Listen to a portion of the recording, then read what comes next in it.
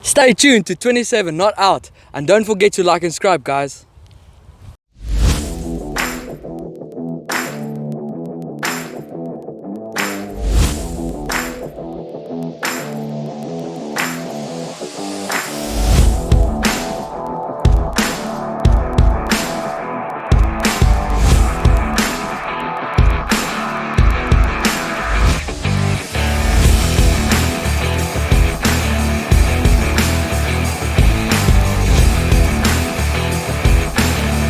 Hello cricket lovers and welcome to 27 Not Out, your main source of underground cricket content in the Northwest Province.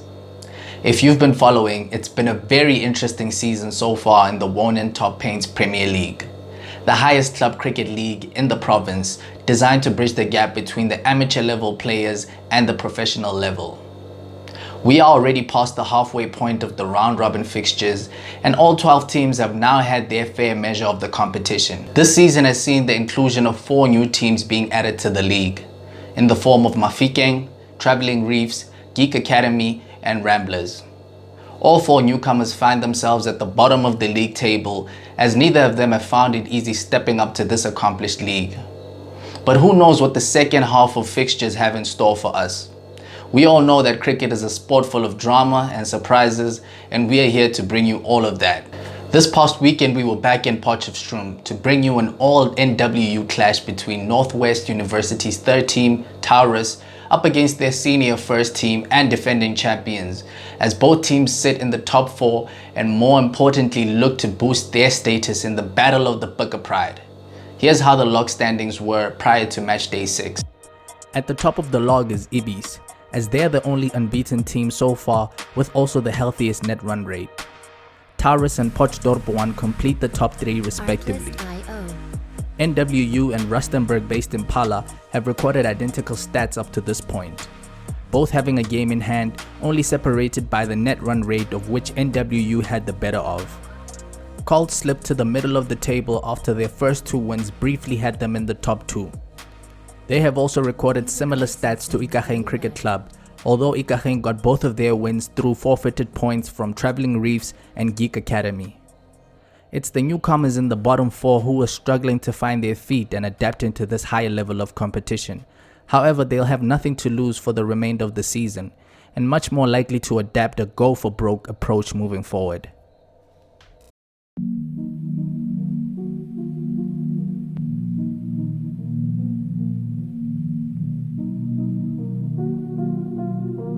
Artlist.io.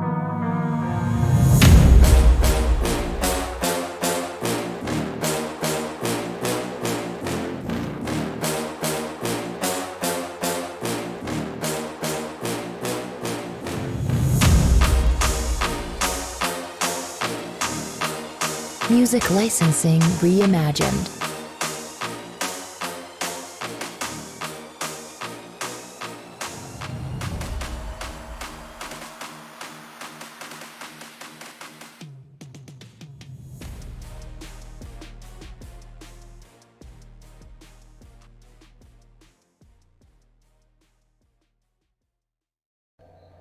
Taurus skipper Vian van Rooyen won the toss and sent his team in to bat first at the Ibbies Oval. It would only take Booker less than 2 overs to strike, as AJ Jacobs had Reynard Engler caught at square leg by Caleb Silica with only 5 runs on the scoreboard. A promising partnership was building between the Taurus skipper and the second highest run scorer in the league, Quinton Venter, before left arm quickie Connor de Boer trapped van Rooyen in his second over for 14. De Boer wasn't finished in that over, as he bowled out Venter for 21 with a perfect in-swinging delivery that was terribly misjudged, offering no shot. The left-arm pace bowler came back for more blood in his following over, getting the wicket of Liam Martin with his troublesome in-swingers, destabilizing the Taurus top order. Book captain Chris Brits, who was new in the attack, contributed the wicket of Ehring van Mollendorf, who was caught in the slips by Eben Botha chasing a wideish delivery. That would be enough to put Taurus in a worrisome position of 65 for 5 at the drinks break.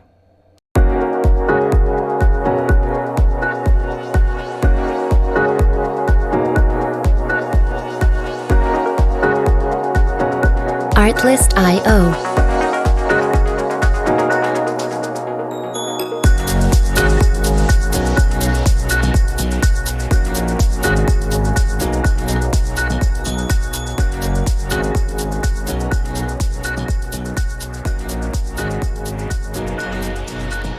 Music licensing reimagined.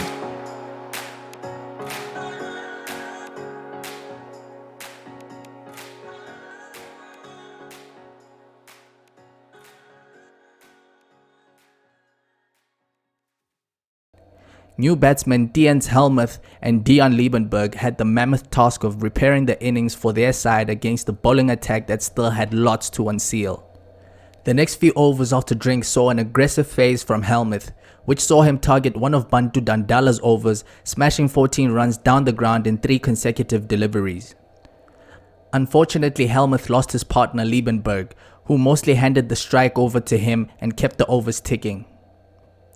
Most of the overs leading up to the second drinks break were quiet as Taurus had some repairing to do, until Tiens Helmuth hit 10-2 off Caleb Seleka's last over before drinks. Taurus reached safely without losing another wicket for 9 overs and had a better looking score than they did at the first interval.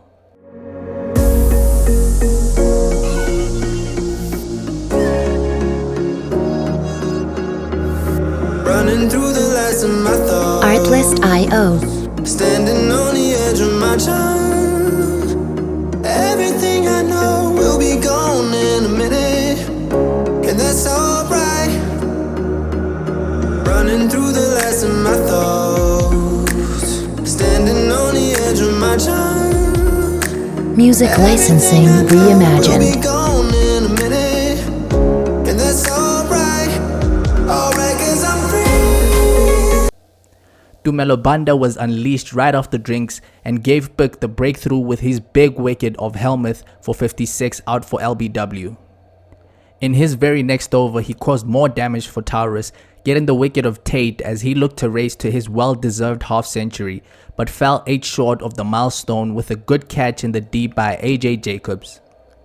Danfred Safua and Wilhelm Best closed the Taurus innings brilliantly with handy cameos, racing to 34 and 15 respectively. Taurus would easily get past 200, an unlikely score at one stage, to post a defendable 228. Chris de Boer was the pick of the bowlers for Pick, getting 3 wickets in his 5 overs, only giving away 18 runs. Seleka was the only Pick bowler to complete his 10 overs, but never managed to contribute any wickets. He did, however, come out with a good economy rate of 4 runs per over. Taurus would have been happy with their fight back into the game and their overall effort by the middle and lower order as they walked out to lunch much more hopeful of their chances. Speaking to the man of the moment, Tiens Helmuth, after his meaningful contribution, I got to hear his thoughts on him and his team's performance.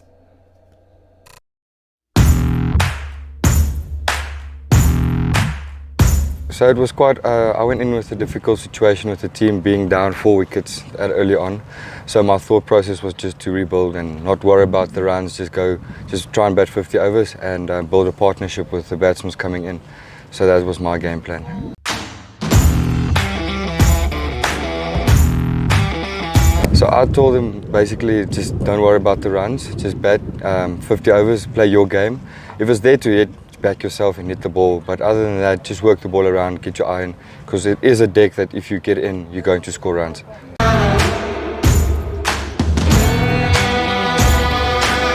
So I felt that if I do that, I would disrupt the bowler's length and their game plan to me, so that was my game plan. I don't think they were too happy to do that, but I felt they also didn't adapt as well. So. Artlist.io. I think it's above par actually for the team that we played. Very high class bowlers up in their team, so we did well. I think if we bowlers can stick to their plans and execute, we will be able to win this game.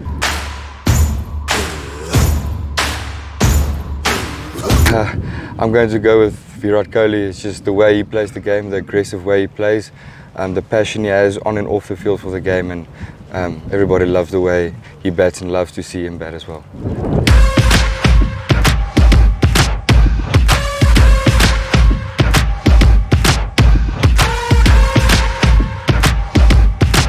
Artlist.io.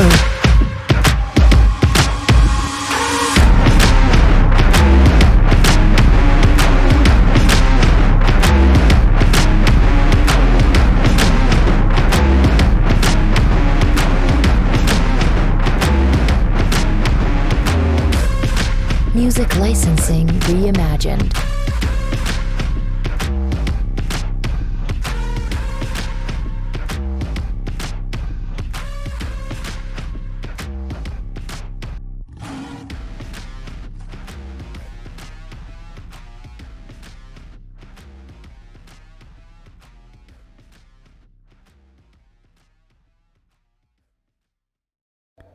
.229 was the target for NWU as their openers Eben Botha and Isaacs walked out to begin the chase.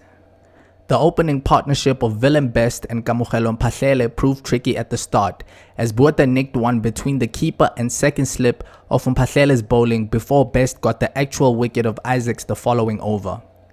NWU skipper Chris Brits walked in and played himself in with ease as his partner Botha continued scoring at a good rate at the opposite end. Botha's half-century came in the 13th over after being dropped on 30 during a difficult chance at mid-on. NWU continued to bat with no signs of struggle as they continued to score freely at 6 to 7 runs and over beyond the power play to drinks. NWU passed 100 in their 17th over as they sailed towards their target, and to make matters worse, Taurus did not grab their rare chances as Botha was dropped again on 62 by Mphahlele at mid-off from Tait's bowling. Botha rubbed salt into Tait's wound, hitting 10 off 2 in his following over. The partnership would continue thriving as it passed 100. Taurus threw their spinners at it in an attempt to break the partnership, but nothing seemed to work in those middle overs. Brits reached his half-century and over before his partner Botha was given a fourth life by Liam Martin of his own bowling on 78. Just as the century seemed certain for Botha, Martin created another chance similar to his drop catch to dismiss Botha for a superb 91 from 84 balls. Top run scorer in the league, Tristan Janssen van Rensburg missed out on a chance to pile on his own season tally as he was dismissed by Martin for another caught and ball dismissal. The 200 came up for NWU in their 37th over with Captain Britt still at the crease, now joined by wicket-keeper batsman Kaya Kotani, who was eager to finish off the game. They reached their target with a boundary within 40 overs to beat their varsity counterparts by a comfortable 7-wicket win. Brits ended on 90 not out from 108 balls and Kotani on 31 from 32, with 16 of those runs from boundaries. It was a good batting pitch, and my last interview went to the top scorer of the day, Eben Botha, who shared his insight on the innings.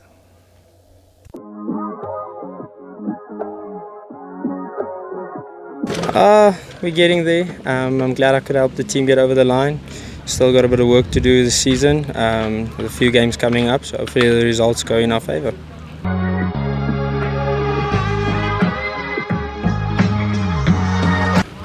We wanted to strike early, and I felt we did. We bowled well in the power play, and we had them 50 for 5. So I feel them getting to 229 is average from us. We have to up it. We may have to make sure if we got them in a situation like that we kill the game.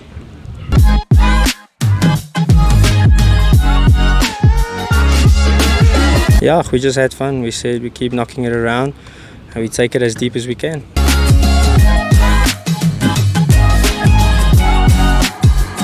It's unbelievable. The guys upstairs are good people. It's nice to learn from them.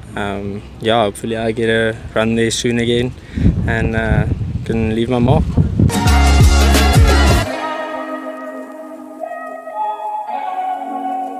Obviously as far as I can.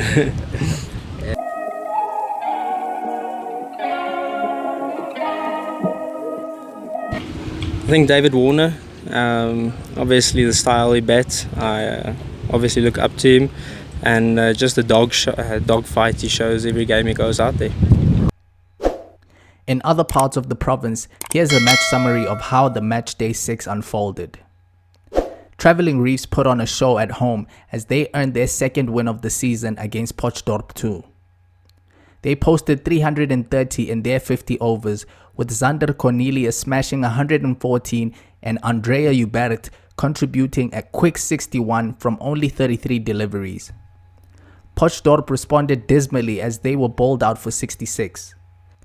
Peter Roth picked up a 6-wicket haul in his 8 overs to damage their chances of chasing and earned his team a 264-run win with a bonus point. In Rustenburg, home team Impala continued their winning ways against the Geek Academy. Former Northwest Dragons all-rounder Mohamed Bulbulia came 9 runs short of his century, and Philip Snyman added 86 runs to his season tally in the marathon for the season's top run scorers to set a competitive 280. Geek Academy were dismissed for 89 thanks to a spell by Babalosi Bande grabbing 4 wickets for 20 in his 6 overs. Colts were helped to a 150-run win over Ramblers by the Motisa brothers Spusiso and Sitembiso, who scored 74 and 48 respectively, while captain Larnu Botha got 4 for 20 with the ball to secure the away win. In Wittrand, Potchefstroom won by a comfortable 9 wickets against Ikageng Cricket Club, with the help of a speedy chase led by Van Smith, who finished not out on 78 from 47 deliveries. And log leaders Ibbies kept their spot in perfect start with a 249-run win over Mafikeng, producing the first double century of the season by Jared Fuchs, who was supported well by Carlo Erasmus with 88. Batabile Masijo was the only willing batter in Mafikeng's response, scoring 72 from 64 balls at the top order before the middle and lower order collapsed. In the current log standings, Ibbies seem to be running away with it, opening the gap between them and the second place from 4 to 8 points. Impala are back in the top 3, with a game still in hand as they visit Potchefstroom to battle for second place this coming weekend. Colts rise to 6th with their bonus point win over Ramblers. Ikageng, despite their loss, sit above Travelling Reefs, who also earned a bonus point win and sit in the top 8, while the Geek Academy stays at the bottom of the log. This coming weekend hosts the last round of fixtures for 2021 before the festive break, so tune in again next week to see if there are any big upsets. Till next time, keep your wicket.